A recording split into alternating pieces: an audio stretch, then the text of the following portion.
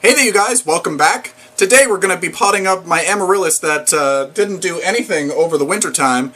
They didn't produce buds, they didn't produce any more leaves, but they are still alive. They're actually shrinking up quite well, which is not great.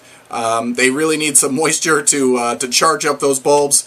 And yeah, let's plant them up and see what's going to happen. I'm going to plant them up, the smaller... the ones that are a good size are going to go in these 1 gallon size pots. I want to have ample space for root systems so that they can develop a nice one.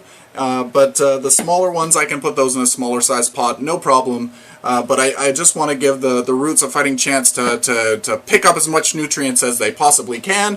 So hopefully next year we'll get some flowers. Because the whole trick with amaryllis is to size up the bulb. The bigger you can get this bulb, the more blooms you're going to get the next year. So, or whenever you want them to bloom. Usually it's Christmas we want them to bloom, but they could be any time. So one question that I always get asked, what do I do after my amaryllis blooms?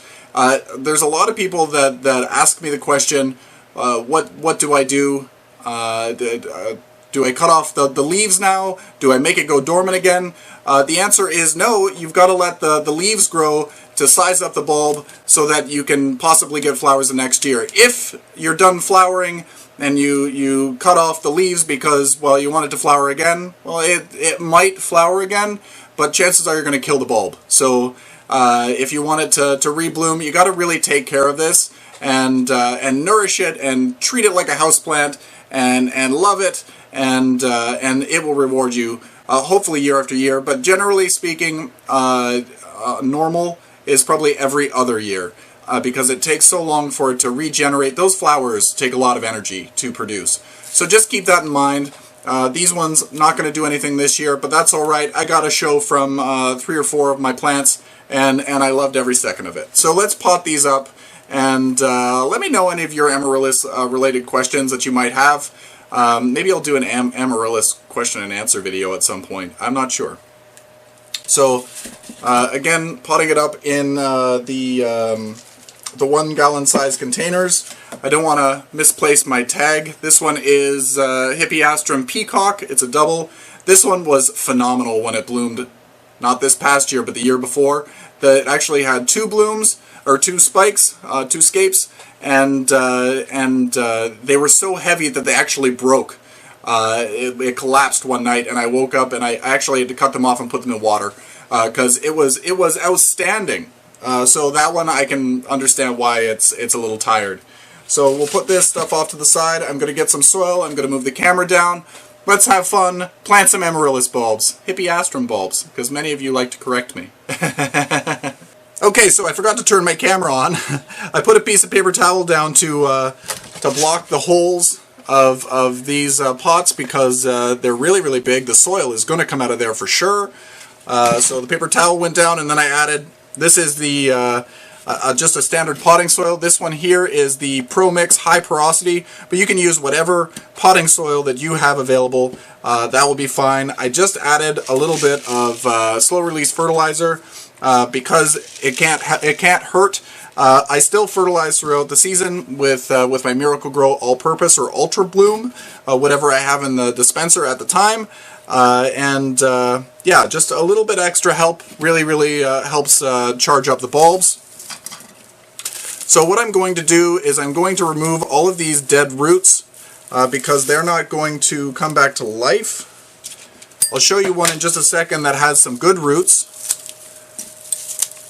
Just cutting those off with some scissors. There we go.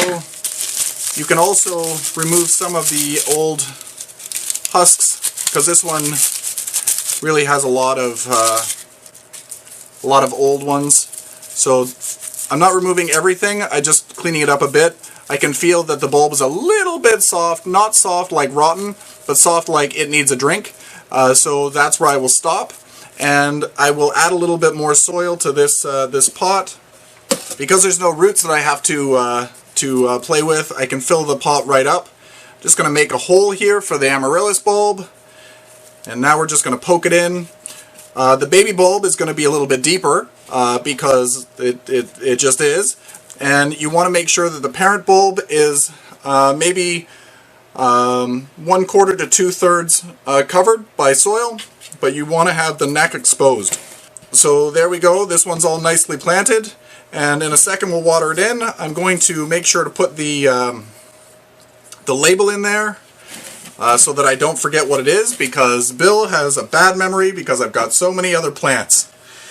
So here is an amaryllis bulb. This one doesn't have a tag on it.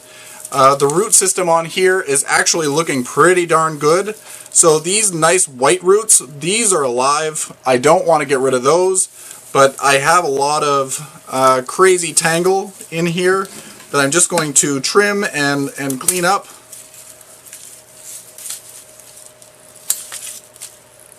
You want to keep as many of the good roots as you can, but just try to remove as many of the bad ones as you can.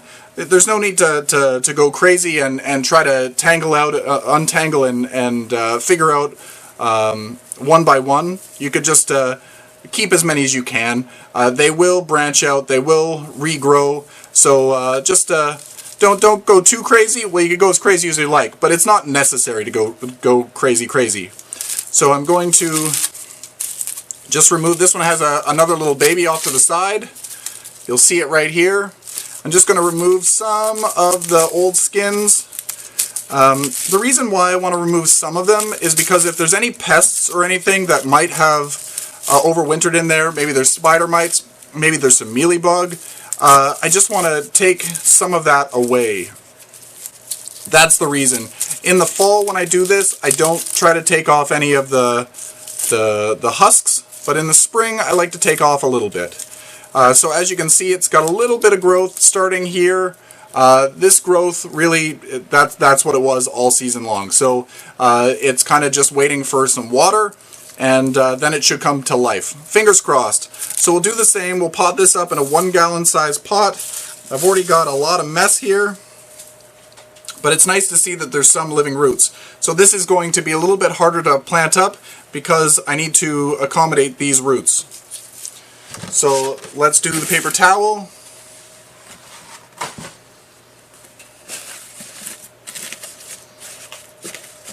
Alright, paper towel's in there, let's get some soil. Okay, so we got some soil here. Paper towel's in the bottom to stop it from going crazy. I'm just going to add a little bit of slow release fertilizer. Just mix it in.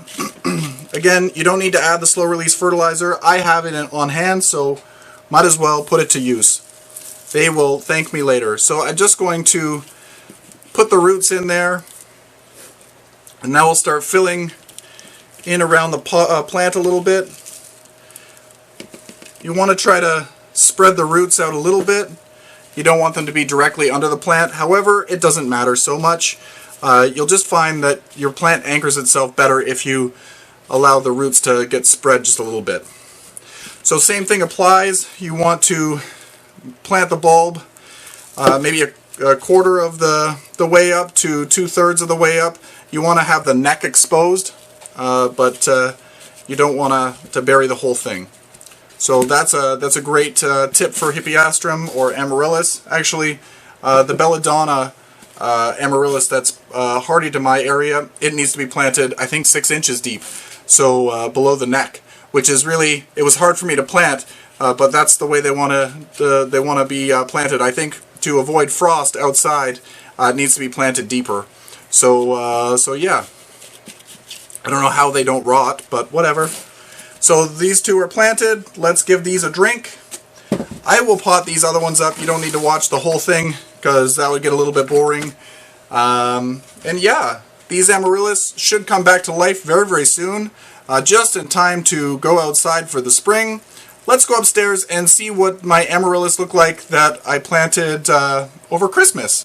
So I thought I'd add this in. This is 2 weeks after we planted the amaryllis, and they've started to put out buds, which surprises me. Well, it doesn't really surprise me, but I thought that they weren't going to bloom this year. So yeah, I'll show you a little bit of a close-up, but they're doing well. I still haven't turned on the light for them. I just put them here and let them do their thing.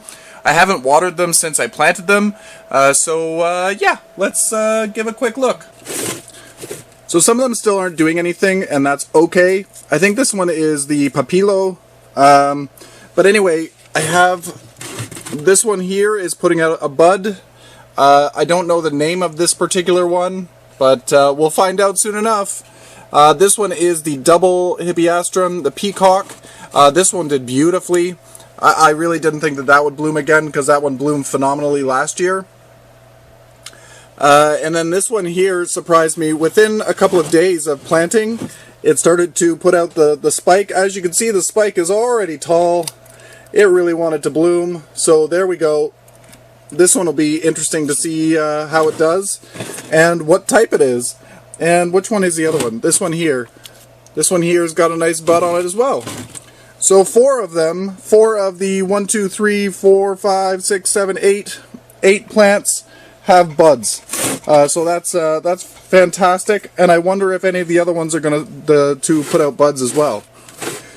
We'll see. So anyway, let's check out what the plants look like upstairs. Okay, so here is the west window. No, it's a southwest window. It's kind of echoey in this room. So this is one of the amaryllis that was planted. I'm not sure what color it was. I can't remember. And it's got nice strappy leaves. It's still able to support itself to some degree. It's grown up against the side of the window. So it's looking pretty good. Again, we want to make sure that these leaves grow. We want to make sure they get enough sun. You want to make sure that they get fed and watered. Treat them like a houseplant. I put them outside, out of sight, out of mind. They love when they go outside. You'll have to acclimate them outside, but eventually they will like a full sun, or even just like a lightly shaded location, but still very, very bright. And you'll notice that the leaves will get shorter, and they're going to get stockier, and they're going to be able to support themselves easily. And this is another one here, doing really, really well. You'll see that the leaves, they're not really against the sticks. They're just because they're getting enough light, they don't flop. So if you have floppy plants, you'll want to make sure to either put some sticks in the pots, or you want to make sure to support them in whatever way you're able to do. And just because once they fall and they break, they're not really going to be growing very well and feeding the bulb. So you want to take care of your leaves, even though they're crazy. You need those. So let them grow for, I don't know, 6, 8, 9 months, and then the longer you can let them grow, the better. And if you know that you just want to size up your bulb, then don't force it dormant.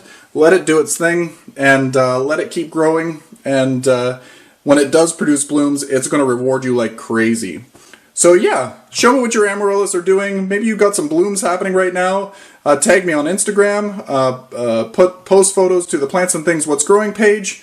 Any way that's easier for you. And I'd love to see what's happening. And until next time, you guys, happy growing.